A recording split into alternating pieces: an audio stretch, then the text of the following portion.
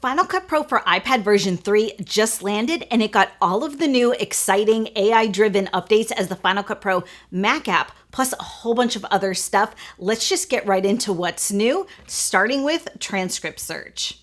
Transcript Search allows you to search for phrases or words within an interview or, let's say, a podcast, so you can find the clips you're looking for super quickly. So I've got this interview here of a gentleman from the YMCA. As you can see, it's just one long clip. I'm going to search for the word community. And now it's pulled up all the sound bites where this gentleman says the word community. At the Y. And at that point, I wanted to get back to the community. I wanted to get back to the community and kind of strengthen my relationship and connection with the Y. How amazing is that? This is going to make your edits so much faster, but that's not the only new and exciting AI-driven search feature here on Final Cut Pro for iPad. We also got what's called visual search, which is even more amazing. So I've got this project here where we shot somebody making some gourmet French toast. Let's perform a visual search on this media. So I'm going to hit the search button again.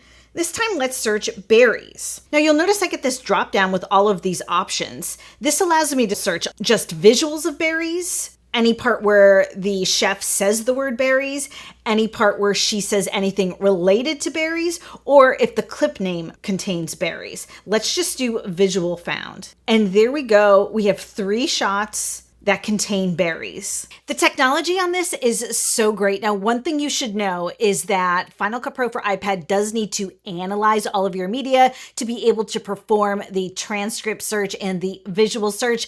This process happens automatically when you start importing your media. You can open up this window here and see the progress of that analyzation. One thing you should know, though, is that this analyzation can take a little while, so you want to make sure you have plenty of battery juice before you start importing. Let's talk about the next very exciting AI-driven update to Final Cut Pro for iPad version 3, which is what's called beat detection. So you can see I've got this timeline here with a bunch of shots and a music track underneath. I'm going to long press that music track and hit this button here for enable beat detection. And you'll see I've got these vertical green lines added to my timeline. The official name for these lines is the beat grid. And each of these lines indicates something different. Let's zoom in to take a closer look. Anytime you see one of these thicker green lines, that means there's a change in the arrangement of the music.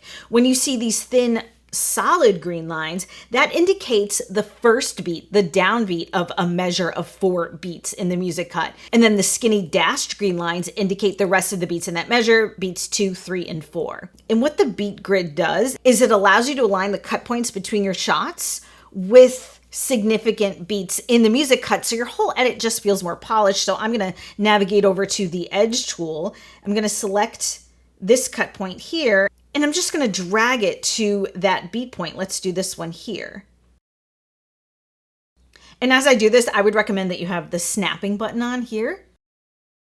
And so my whole edit is just going to feel more together and more polished. When you're ready to hide the beat grid, just hit this button here. So those features also came on Final Cut Pro for the Mac, but there's more stuff in here just for iPad. The first one is the Montage Maker. So I'm back here with all of my media, and all I need to do is hit the select button and start selecting clips, or I could select all of them. And once you start selecting, you're gonna get this little icon here. This is your Montage Maker icon, and Final Cut Pro will use AI to create a montage for you.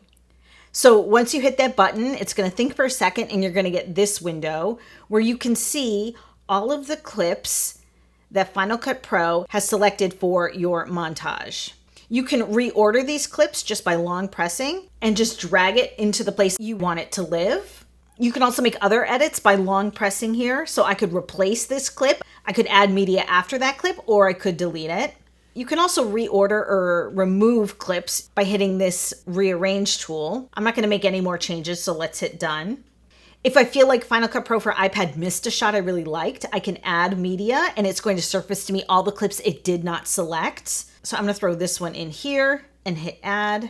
Let's also add some music under this montage. So it's going to surface to me all of the internal music cuts that come with Final Cut Pro for iPad. I'm gonna hit that one and select done. And then let's select our speed. So you can make your entire montage be cut together slow, default, which I guess would be medium, and fast. Let's do fast.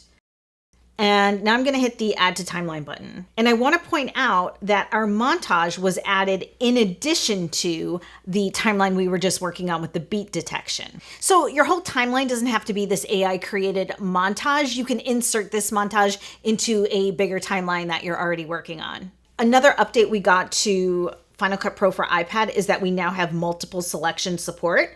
So I'm going to marquee select all of these clips. Let's open the inspector, and I could color correct all of them in one shot if I wanted to, as opposed to having to do all of them individually, which is definitely a nice and very needed add-on. Another update in the Final Cut Pro for iPad app is that we got a bunch of new titles, transitions, and generators. These are the same titles, transitions, and generators that also landed on the Mac app for people who subscribe to Creator Studio. If you want a closer look at all of these new templates, I did already make a dedicated video all about them. I showed them to you on the Mac app, but they are exactly the same as the ones here on iPad. But there is one important thing I want to show you about this new content in the iPad app. Let's navigate over to the generators. I'm going to take this dotted grid and I'm going to append it to the end of my timeline. And this is what you need to know about these. Hit the inspector button. And I want you to look for this line here that says options with this little circle with the ellipsis inside. Hit that. And you're going to hit the show OSC buttons. These on-screen controls make working with the content in Final Cut Pro for iPad so much easier. This blue diamond allows you to change your rotation. This center puck here allows you to change the position. And this outer ring, which you have to grab this little circle here. Do you see that? It's kind of hard because I picked the dotted grid. Maybe that wasn't the best choice. But if you grab this little circle, you can scale this up or down. And if you have the Magic Keyboard with the trackpad, you can use the trackpad to do all of these things. In my opinion, these OSCs should absolutely be enabled by default because they make working with these generators so much easier, and I don't think they're discoverable at all where they're buried in the inspector window. But hopefully you can remember how to find them because I do think it makes editing so much easier on the iPad. Another update we got in version 3 is external monitor playback. So you can connect your iPad to an external monitor, and then in the bottom of your viewer, hit these 3 dots and hit this option. So this is what it looks like. Keep in mind though, that if you want to edit off an external drive and use this external monitor playback feature, you're gonna need some sort of USB hub splitter situation because you do only have one port on your iPad, unfortunately. And the last update we got in version 3 of Final Cut for the iPad is you can now export your videos in the background while you move on to other apps. This is a great way to keep the creativity going. We love this feature. So those are the updates in Final Cut Pro for iPad version 3. I think we can all agree these are some pretty significant updates. If you want to know more about all the new templates that come with Final Cut Pro for iPad, don't forget I made that dedicated video right here. You guys, thanks for watching. I'll see you again.